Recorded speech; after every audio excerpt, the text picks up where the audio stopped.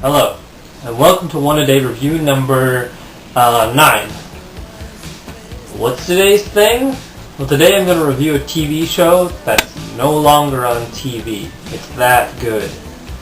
I'm going to review the live-action Tick TV show, The Tick, which came out in 2001.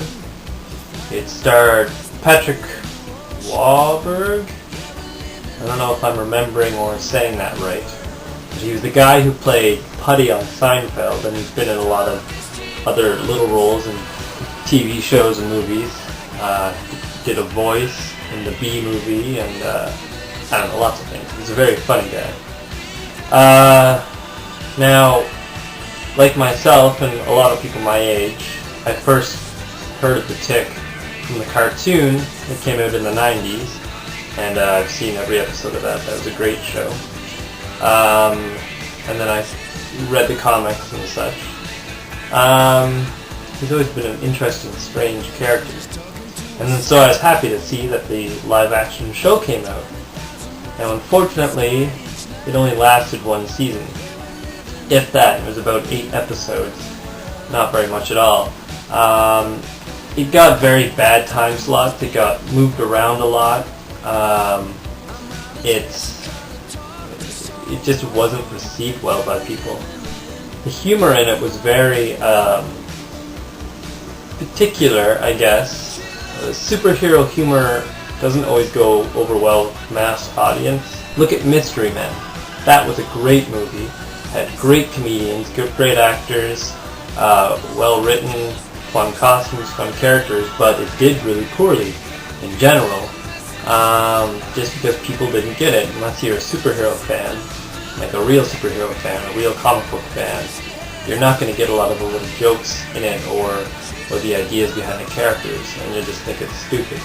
And I think that was the situation with The Tick live action, was people just didn't get it. It was a weird guy in a big blue suit talking about fighting a giant cow, and no one understood that.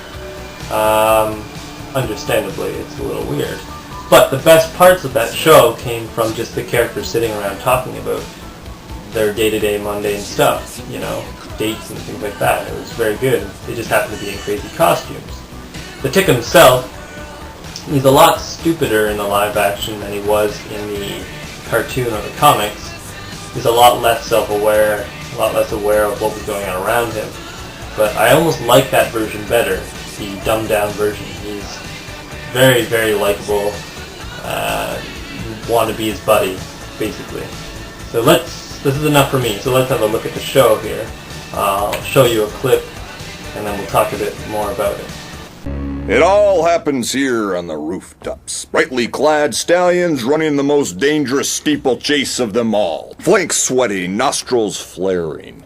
We heroes are our own jockeys. Chum, we ride ourselves, and hard. Robot? I saw a robot. You saw a robot. You lucky duck. Wow. Huh. Haven't seen you around before. I am But Manuel.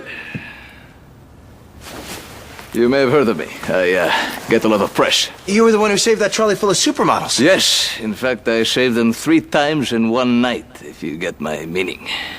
Nope. So as you can see, the costumes were pretty well made.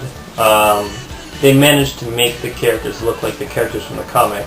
Now basically, only the Tick and Arthur were directly from the comic or the cartoon. I think because of legal rights and who owned what, it had to change some of the other characters. So American Made became Captain Liberty.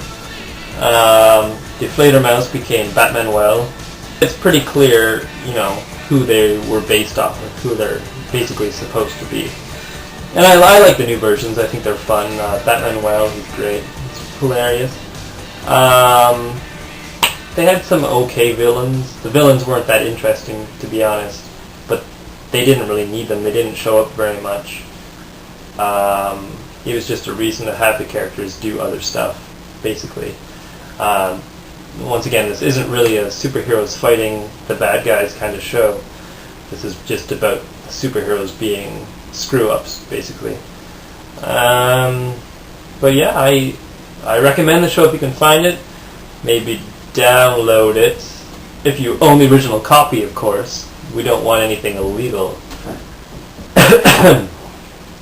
And yeah, if you can get your hands on it, rent it or something. It's out on DVD, all the episodes, and maybe some extras on the DVD. I'm not sure. But yeah, if you like the Tick, if you like the cartoon, the comics, or if you just want a fun, silly kind of show, it's excellent. So I guess I'll see you tomorrow.